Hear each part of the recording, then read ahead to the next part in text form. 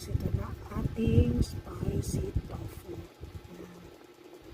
Okay, kain na tayo. Guys, ito yung ating tofu na pinirito natin kanina. Ganyan lang siya pag tostado. Kasi pag tostado matigas eh. Ngayon guys, ilalagay na natin ang ating sauce.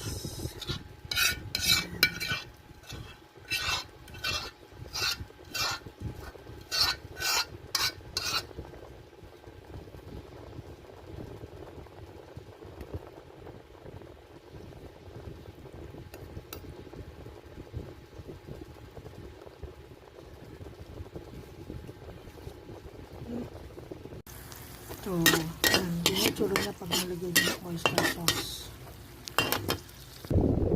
Ito guys, binili ko to eh. Nung nagagawa pa ako ng kimchi. Yan. So, ito ilalagay natin. Red pepper powder. Yan. Maganda siya guys kasi meron siyang lock. Yan. Pagka binuksan mo siya, yan. Meron siyang lock. Meron siya lock, so pwede mo siyang isildo. Yan ang ating purple. So, maglagay lang tayo ng 1 spoon. Magtutunaw tayo ng harina pampalapot. Yan. Saka natin ihalo para lumapot siya. Haluin lang natin.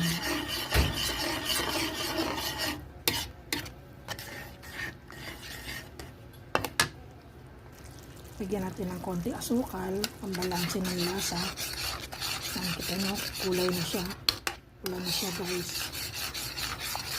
Pakuluin lang natin. So, ilagay ang oyster sauce. Gusto na tayo ng bawang at sibuyas. Huwag nang tutustahin. Kasi pag tinusta mapait yung sibuyas.